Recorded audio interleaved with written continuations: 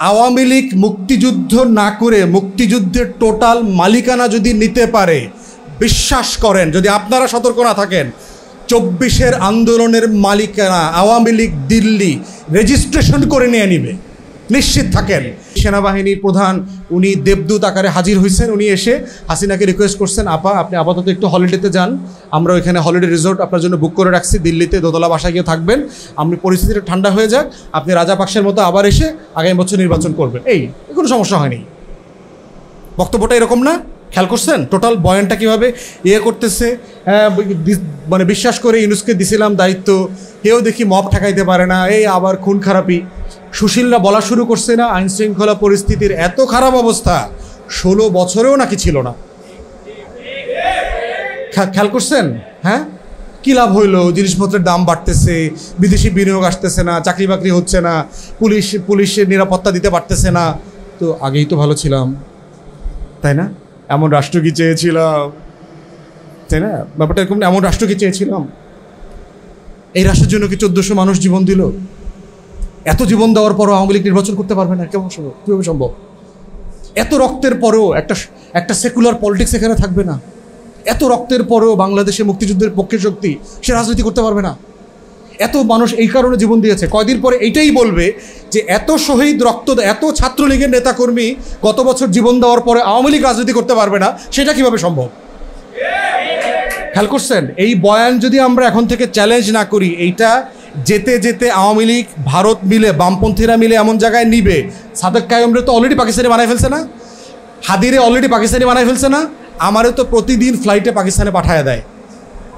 তা আমার বউ নিচে লিখছে, ভাই পাকিস্তানের সাথে ডাইরেক্ট ফ্লাইট এখনও নাই, পাকিস্তানের উপপ্রধানমন্ত্রী আসছে, ফ্লাইটের দিন তারিখটা তারপরে ঘোষণা করা হবে কবে যাবে উনি পাকিস্তান। যেহেতু আমার পাঠায় দিবে, ফ্লাইট লাগবে, তো ইসলামাবাদের সাথে এখন ফ্লাইট নাই, এই জন্য নতুন দেখবেন ইসলামাবাদের সাথে ডাইরেক্ট ফ্লাইট হয়েছে।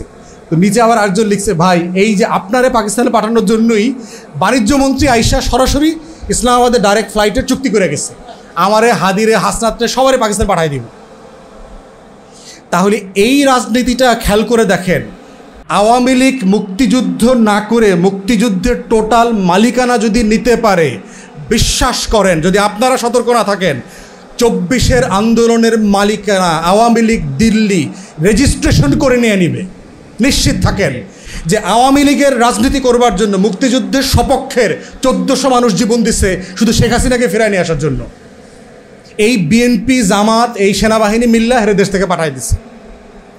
ইতিমধ্যে দেখছেন না, ছাত্রলীগের গুন্ডা পান্ডাও এই আহত নিহত শহীদের তালিকায় ঢুকে গেছে। হেলমেট বাহিনীর প্রচুর সদস্য ঢুকছে না? তো এটা কদিন পর তো প্রকাশ করবে। হ্যাঁ, ওই যে সাদেক কায়েম ছাত্রলীগের অমুক কমিটিতে ছিল, ফরহাদ অমুক কমিটিতে ছিল, এরাই তো আন্দোলন করছে। 20 বছর পরে মানুষের মেমোরি ফেড হয়ে যাবে না গ্র্যাজুয়ালি? তখন এই প্রত্যেকটা শহীদ আন্দোলন, ওসমান হাদির ব্যাপারে একটা চিঠি বাইর করবো যে ছাত্রলীগের ফর্ম পূরণ করছিল ওই বরিশাল কোনো এক জায়গায়, ফর্ম পূরণ করে সবাই আমাদের সবার নামে দিয়ে দিবে, টিয়া প্রমাণ করে দেবে যে গণ অভ্যুত্থানটা হয়েছে আসলে কোটা বিরোধী ষড়যন্ত্রকারীদের বিরুদ্ধে মুক্তিযুদ্ধের সপক্ষ শক্তিকে ক্ষমতা রাখার জন্য, বাংলাদেশে মৌলবাদীর উত্থান ঠেকানোর জন্য, একটা সেকুলার লিবারাল ফোর্সকে ক্ষমতায় রাখার জন্য, বাংলাদেশে অস্থিতিশীল মবের পলিটিক্স ঠেকানোর জন্য, একটা স্থিতিশীলতার রাজনীতির জন্য এই শেখ হাসিনার নেতৃত্বেই আন্দোলনটা হয়েছে। এইটাই বয়ান হিসেবে দাঁড় করাবে এবং এটাই হচ্ছে বয়ানের ক্ষমতা। অতএব সেই জায়গা থেকে কিভাবে কার ক্রেডিট কিভাবে ছিনতাই হয়, শেখ মুজিব 9 মাসকে জেলখানায় ছিল না ডুপ্লেক্স পাকিস্তানের বাংলো বাড়িতে ছিল? পড়ছেন আপনারা হিস্ট্রিতে? তার কুকের ইন্টারভিউ আসছে না, তারা যে রান্না করে খাওয়াইতো, পড়ছেন আপনারা? দেখছেন ইন্টারভিউতে? উর্দুতে আছে, ইংলিশে আছে, ইন্টারভিউগুলো পড়বেন। শেখ মুজিবকে যে রান্না করে খাওয়াইতো, কী ধরনের প্রিজনারের জন্য আলাদা কুক পর্যন্ত দেওয়া হয় যিনি বাঙালি খাবার রান্না করতে পারেন। ধরেন আমি সাটগাঁয়ে লোক, জেলে গেলাম, বাইরে কইলাম যে ভাই ডিভিশন দিবেন, লগে সাটগা থেকে ওই মেজবানি খাবার দাবার রান্না করতে পারে, এরকম একটা শেফ দিতে হইব, দিয়ে দিল। ব্যাপারটা কেমন হলো? আমি জেলে থাকলাম, ব্যাপারটা এরকম। হ্যাঁ, প্রতিদিন পত্রিকা আসতেছে, পত্রিকায় খবর পড়তেছে, জানে না কি হইতেছে আবার পত্রিকা পড়ার পরে। মানে বয়ানটা দেখেন, মানে সে যে পুরো জাতিকে নিরস্ত্র রেখে পালায়া চলে গেছে একটা জাতিকে, কত বড় মানে কাপুরুষ। এই কাপুরুষকে আমার মুক্তিযুদ্ধের জনক বানাইছে, তাকে মিথ্যাচারের কি পরিমাণ শিফট করতে হয়েছে তাকে চিন্তা করেন। এবং সে নিজে কোর্টে ওখানে জবানবন্দি দিচ্ছে যে আমি পাকিস্তানের অখণ্ডতায় বিশ্বাস করি। কোর্টে, পাকিস্তানের কোর্টে তার বিরুদ্ধে রাষ্ট্রদ্রোহিতার মামলা হয়েছে, তো সে কোর্টে বলছেন আমি পাকিস্তানের অখণ্ডতায় বিশ্বাস করি। এবং সেইটার জন্য তো সে কাজও করছে, কাজ করে নাই।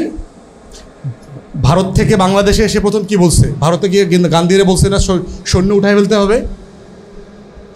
তো শেখ মুজিব যদি এত ভারতপ্রেমী লোক হয়ে থাকে, এত যদি মুক্তিযুদ্ধের সপক্ষে শক্তি হয়ে থাকে, তাহলে ভারতের সৈন্য উড্র করলো কেন?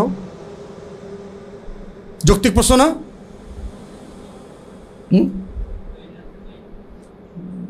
দরকার নাই তো, ভারতের বাহিনী উঠে যেতে হবে কেন? ওই দিক থেকে ভুট্টো জাতিসংঘে বলছে এটা ডিসপিউটেড ল্যান্ড, এটা এখনো আমার ভূখণ্ড।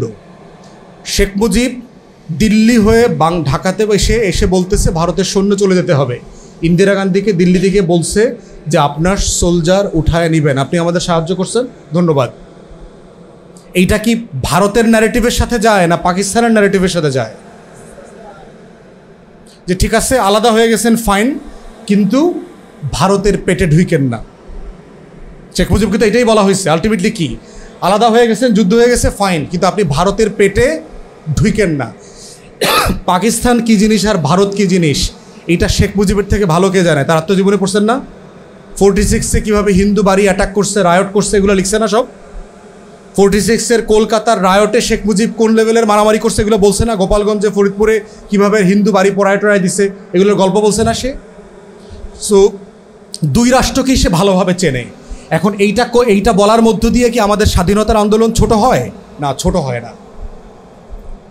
ফোর্থ হচ্ছে গল্পটা কিভাবে বলছেন। একটা গল্প অনেকভাবে বলা যায় না? আওয়ামী লীগের লোকরা যারা যুদ্ধ না করে মুক্তিযোদ্ধা, ওরে যখন 5 বছর বয়সে মুক্তিযোদ্ধা ভাতার জন্য ইন্টারভিউ করতেছে, ওরে জিজ্ঞেস করতেছে অস্ত্র কেমনে ধরতে হয়, তো সে এই নালাটা আছে না যেটা দিয়ে গুলি বাইর হয়, এটারে এর দিকে দিচ্ছে, বুকের দিকে দিচ্ছে, দিয়া ওই পাশটা ওই পাশে দিচ্ছে, দিয়া বলছে স্যার এটা এমনি দিতে হয়। তো বলতেছে গুলি কর, বাট এখন করলে কিন্তু তোর বুকে লাগবে। ব্যাপারটা তাই না? তাহলে এখন হচ্ছে যুদ্ধের গল্পটা কিভাবে বলতেছে তার উপরে কিন্তু ডিপেন্ড করতেছে আসলে সে যুদ্ধ করছে কিনা।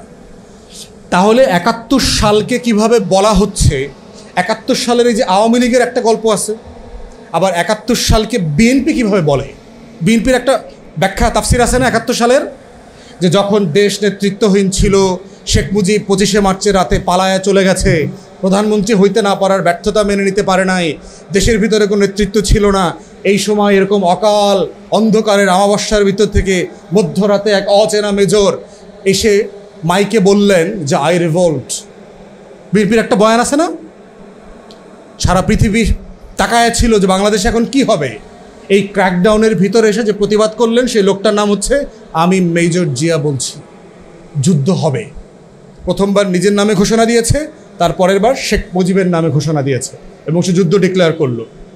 তাহলে এই যে ধারাবাহিকতা, যে এটার মধ্য দিয়ে জিয়াউর রহমান স্বাধীনতার ঘোষক হিসাবে আবির্ভূত হলেন এবং তার নেতৃত্বে 75 পরবর্তী বাস্তবতায় যেটা হয়েছে, দিল্লির আধিপত্যবাদ বিরোধী যে রাজনীতি, সেই রাজনীতির ফাউন্ডেশন উনি তৈরি করেছেন, যে দিল্লিকে বাইরে রেখে দেশপ্রেমিক সকল শক্তিকে নিয়ে একটা রাজনীতির ফেনোমেনা তৈরি করতে হবে এবং সেই ফেনোমেনার ভিতরে সব রাজনীতি থাকবে, একটা মাল্টি পার্টি ডেমোক্রেসি থাকবে, সমালোচনা করার থাকবে, অধিকার থাকবে, পত্রিকা থাকবে, চতুর্থ সংবিধান সংশোধনী এবং বাকশাল যা যা করেছে সেগুলো তিনি আন্ডু করলেন। তো এই মুক্তিযুদ্ধের একটা বিএনপির ন্যারেটিভস আছে, আওয়ামী লীগের একটা ন্যারেটিভস আছে এবং প্রত্যেকটা ন্যারেটিভে দেখবেন কিছু ব্যক্তি আছে যার হিরো আছে, তাই না? আওয়ামী লীগ হলো শেখ মুজিবরে বেচে এবং শেখ মুজিবরে বেচতে গিয়া সে অন্য যত নায়ক আছে সবাইকে আবার নাই করে দিয়েছে। তাহলে যে যুদ্ধ করে নাই, যে পালায়া গেছে, যুদ্ধের সময় যে নেতৃত্ব দেয় নাই, তার নামে একটা কাল তৈরি করতে হয়েছে এই যুদ্ধের গল্পটা বানানোর জন্য। এবং এই কারণে দেখবেন যে মুক্তিযোদ্ধা কোন দলে বেশি, আওয়ামী লীগে বেশি না বিএনপিতে বেশি? কোথায়? বিএনপিতে বেশি। প্রতীকধারী, খেতাবধারী মুক্তিযোদ্ধার সংখ্যা যদি দেখেন, সেক্টর কমান্ডার থেকে শুরু করে বিএনপিতে মুক্তিযুদ্ধের সংখ্যা অনেক বেশি। কারণ আওয়ামী লীগ তো মুক্তিযোদ্ধার দল না, এটা হলো ছ্যাঁচড়া টাউট বাটপার ডাকাইতের দল। আমার বাবা তো মুক্তিযোদ্ধা ছিল। এলাকার যত ডাকাতি হয়েছে 71 সালে, এর 90% সাথে আওয়ামী লীগের লোকজন ধরেছিল। এবং আমার বাবার কাছ থেকে শুনছি, এলাকার আওয়ামী লীগের ডাকাতদেরকে আইনা গাছের সাথে বাইন্দা পিটাইতো। তখনকার দিনের বিচার ছিল। সোনা দানা চুরি করতো, হিন্দু বাড়িতে ডাকাতি করতো, এগুলো সব আইনা তাদেরকে আবার উদ্ধার করে দিতে হইতো। তাহলে আওয়ামী লীগ হলো মুক্তিযুদ্ধের ব্যবসায়ী দল, এই জন্য তার একটা ব্যবসার ন্যারেটিভস আছে। কিন্তু আর একটা ন্যারেটিভ হচ্ছে আওয়ামী লীগের আর এক অংশ, সেই অংশ হচ্ছে তাজউদ্দিন আহমেদের, এবং ওই অংশটা আবার আওয়ামী লীগ দেয় না, বলতে চায় না। কিন্তু যুদ্ধের আর একটা বড় ন্যারেটিভের জায়গা হচ্ছে আমাদের সেক্টর কমান্ডাররা যারা ছিলেন, কর্নেল ওসমানী থেকে শুরু করে আমাদের এই যে প্রত্যেকটা মিলিটারি অফিসার, শহীদ প্রেসিডেন্ট জিয়াউর রহমান এবং বাকি যারা ছিলেন, তারা এই আর একটা ন্যারেটিভের গল্প তৈরি করেছেন। এখন দুইটা গল্পেরই প্রবলেম হচ্ছে, এই দুইটা গল্পই 71কে ছাপায় যেতে পারে না। দুইটা গল্পের লিমিটেশন হচ্ছে যে 71-এর আগে যে আমার শত শত বছরের এই মাটির লড়াই আছে, এই লড়াইটাকে সে আনতে পারে না। দুইটা গল্পেরই লিমিটেশন হচ্ছে সে ব্রিটিশ বিরোধী আন্দোলনে এই বাংলার মানুষের যে ভূমিকা, স্যাক্রিফাইস, ইভেন আপনার এই যে আফগান সীমান্তে ব্রিটিশদের সাথে যে যুদ্ধ হয়েছে, বাংলাদেশের মহিলারা সোনা দানা হাজারে হাজারে লাখে লাখে ভরি সোনা দান করে দিয়েছে। সেই এই যে আহমদ শহীদ সাহেবদের, আহমদ বেরলভিদের সাথে যে যুদ্ধ যে শত্রুদের সাথে করেছেন, ব্রিটিশদের সাথে করেছেন, বাংলার এই বিশাল হিস্ট্রি আছে, কন্ট্রিবিউশনের জায়গা আছে। তারপরে চিটাগংয়ের যে সিপাহী ছিলেন রজব আলী খান, হাবিলদার রজব আলী খান, ওনার নেতৃত্বে যে প্রথম ব্রিটিশ বিরোধী সিপাহী বিদ্রোহ শুরু হয়েছে। অত এই বাংলার এই যে লড়াইগুলো আছে, এইটা কখনোই 71 ছাপায়া যায় না। একটা জাতির হিস্ট্রি তৈরিতে এই যে চেইন দেখছেন না, শিকল কি করে, একটা শিকলের সাথে আরেকটা এরকম আটকায় থাকে না। লঞ্চ থামায় দেখছেন না, লঞ্চ থামায়, জেটি থামায়, গাড়ি থামায়। রাষ্ট্রটা, জাতিটা এইভাবে তৈরি হয়, জেনারেশনের সাথে জেনারেশন ট্যাগ করে। কিন্তু বাংলাদেশ রাষ্ট্রটাকে যেভাবে তৈরি করা হয়েছে যে আমার 71-এর আগে আমার আর কোনো অতীত নাই, আমার গর্ব করবার মতো আর কোনো গল্প নাই। নবাব সলিমুল্লাহ ঢাকা বিশ্ববিদ্যালয় করলেন, নবাব সলিমুল্লাহর বাড়ি কই ছিল, কোথায় ছিলেন তিনি? তিনি কোন এলাকার নবাব ছিলেন? ঢাকা বিশ্ববিদ্যালয়, বুয়েট, মেডিকেল, এই আশেপাশে যা আছে কার জমিতে? এগুলো 650 একর জমি দান করছে। তো আজকে যারা ঢাকা বিশ্ববিদ্যালয় পইরা এইখানে দিল্লির আধিপত্যবাদের রাজনীতি করে, বাম রাজনীতি করে, জমিনদারির পক্ষের রাজনীতি করে, ওরা কার টাকায় লেখাপড়া করছে? স্কলারশিপ দেয়, কার টাকায় স্কলারশিপ দেয়? ওই লোকটার নাম কি? দানশীল, কি নাম? হাজি মোহাম্মদ মহসিন। এই যে আমাদেরকে 5-এ এটা স্কলারশিপ দেয়, এই স্কলারশিপের টাকার অরিজিন কোত্থেকে আসছে? এখন তো সরকার দেয়। হিস্টোরিক্যালি এই যে মুসলমান ছেলে মেয়েদেরকে ক্লাসে ক্লাসে বৃত্তি দিয়ে, কৃষক পরিবারের ছেলে মেয়েরা তো পড়ালেখা করতে চাইতো না। ও কি সকালে ধান খেতে যাবে না স্কুলে যাবে? ওর তো একটা পেটের লড়াই আছে। হাজি মোহাম্মদ মহসিনের মতো মানুষরা এখানে টাকা দিয়ে দিয়ে মুসলমান ছেলে মেয়েদেরকে পড়াইছে। তাহলে ওর লড়াইটা কোথায়? আমি এমনি এমনি রাষ্ট্র হয়ে গেলাম? তাহলে বাংলাদেশের ইতিহাসের সাথে ঢাকা বিশ্ববিদ্যালয়টা একটা বড় ইতিহাস না? নিখিল ভারত মুসলিম লীগের সম্মেলনটা 4 সালে কোথায় হয়েছিল? সারা ভারতবর্ষের মুসলমানরা কোথায় একত্রিত হয়েছিল? এই শাহবাগে। এই যে আজকের আপনার মধুর ক্যান্টিন থেকে শুরু করে যে পুরো অঞ্চল, এটা ছিল বাগানবাড়ি, এইখানে সম্মেলন হয়েছে, শাহবাগ থেকে শুরু করে পুরো অঞ্চলের ভিতরে। তাহলে মুসলিম লীগের ইতিহাস কেন আলোচনায় নাই? পাকিস্তান আন্দোলন, লাহোর প্রস্তাব, এই যে প্রত্যেকটা স্টেজের সাথে স্টেজকে কানেক্ট করা, এই কানেক্ট করার রাজনীতিটাই হচ্ছে আমরা বলছি বয়ানের রাজনীতি। এই জন্য আমরা যখন 24-এ আওয়ামী লীগকে পালাতে বাধ্য করছি, এইটাকে শুধুমাত্র একটা সরকার পতনের আন্দোলন হিসাবে দেখানোর চেষ্টা করা হচ্ছে না। আওয়ামী লীগকে যারা ফিরায় আনতে চায় তারা 2টা এক্সাম্পল বলে ইদানিং দেখবেন আমাদেরকে ইনডোর মিটিংগুলোতে। শ্রীলঙ্কাতে রাজাপাকসের বিরুদ্ধে আন্দোলন হয়েছে না 2-3 বছর আগে? রাজাপাকসে ফিরে এসে নির্বাচন করছে না? তো হাসিনা কেন, আওয়ামী লীগ কেন নির্বাচন করতে পারবে না? যৌক্তিক প্রশ্ন তো। প্রশ্ন শুনলে যৌক্তিক মনে হয় না? যে ওই যে একটা মেয়ে বলছে না কদিন আগে যে আমি তো ডাকসুরে মনে করছিলাম এটা ক্যান্টিন। এইরকম যদি শিক্ষিত ভদ্র মানুষ থাকে বাংলাদেশে, এই প্রশ্নটা শুনে তাজ্জব হয়ে যাবে না? যে আর শ্রীলঙ্কার রাজাপাকসের বিরুদ্ধে আন্দোলন হয়েছে, বেচারা চলে গেছে, আবার 2.5 বছর পর কেয়ারটেকার হয়েছে, উনি এসে আবার নির্বাচন করছে, সমস্যা কোথায়?